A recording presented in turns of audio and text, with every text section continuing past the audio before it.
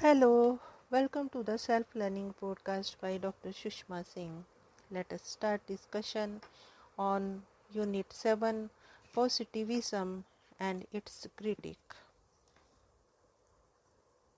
And we are continuing our topic Agency and Structure, Process of Structurization. First, sociology is not concerned with the pre-given universe of objects. Instead, sociology deals with a world that is constituted or provided by the active doing of subjects.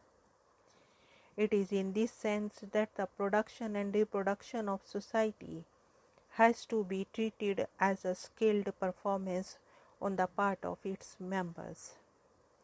Let us understand it. Suppose you are studying a phenomena called caste. Even a rigid system like caste, you realize, is not pre-given. Instead, human agents are perpetually creating and transforming what we call a caste society. That is why lower caste movements or Dalit movements or divergent reforms take place, and the social reality that sociologists study remains perpetually vibrant and alive. It is a skilled performance which is in perpetual flux. Second, although the society is a skilled performance, the creativity of the social actor, as you have just learned, is not unlimited, since all of us, irrespective of our creativity, are historically located social actors, working under certain conditions. It is in this context that we ought to be aware of the limits or constraints provided by the social structure. But then what is interesting about Giddens is that he is talking about the duality of structure. Structure must not conceptualized as simply placing constraints upon human agency, but as enabling. An example would make this point clear. Imagine that you are speaking a language. No matter how creative you are, you cannot speak whatever you wish. You have to follow the grammar, a set of rules, but then it is not just an experience of constraint. Language also enables you to speak. Moreover, a living language is not static. Through their linguistic expressions and practices, people make changes in the structure of the language. This is what Giddens regards as the process of structurization, and says that is for him. To inquire into the structurization of social practices is to seek to explain how it comes about that structures are constituted through action, and reciprocally how action is constituted structurally.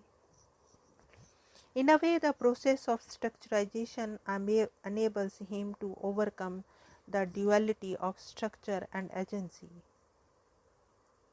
Yes, you cannot imagine yourself without the rules that the structure provides, but at the same time you are not a puppet. You can innovate, experiment, and alter the structure. Third, the Giddens asserts that a sociologist cannot escape the language that lay actors use to make sense of their world. That is why meaningful sociological research requires immersion in the form of life which the sociologist seeks to study.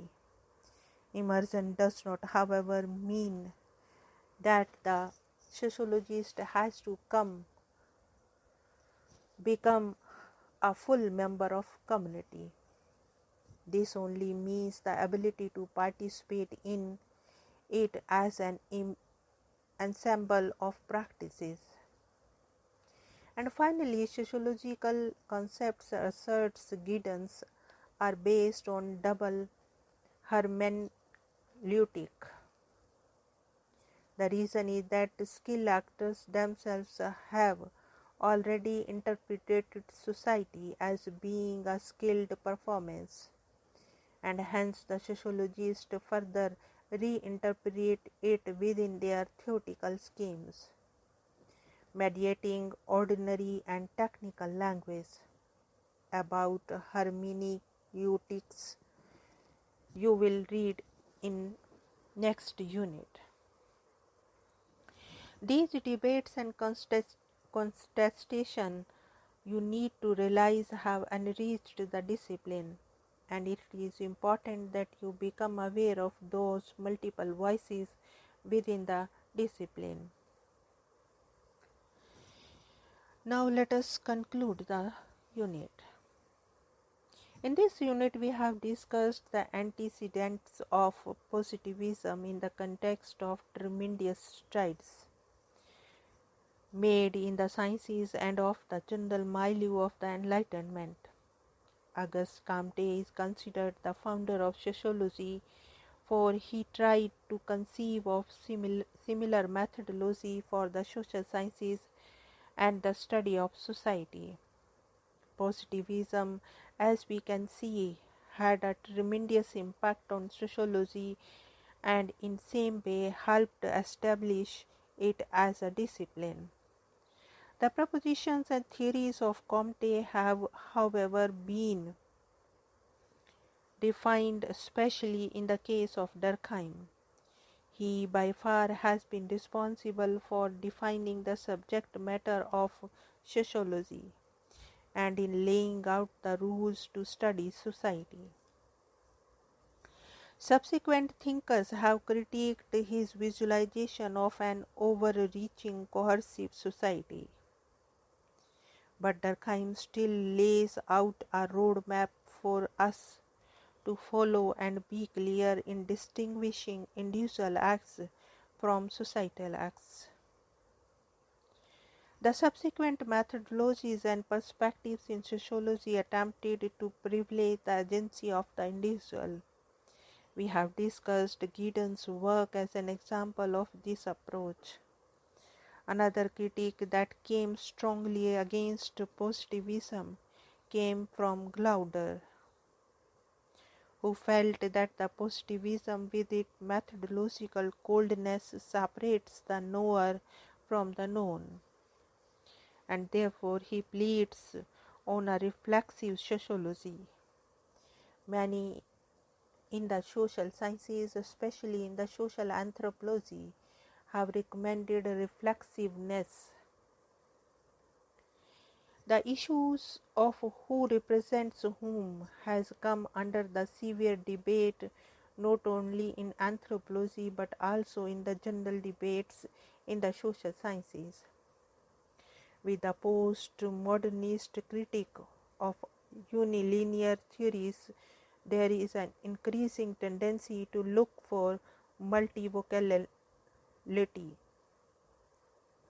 The question that can be asked in this context is that what relevance do theories which support generalizing tendencies have in the globalizing world? Now let us wind up the session, and we have come to the end of the unit. Thank you very much for engaging yourself with the self-learning podcast.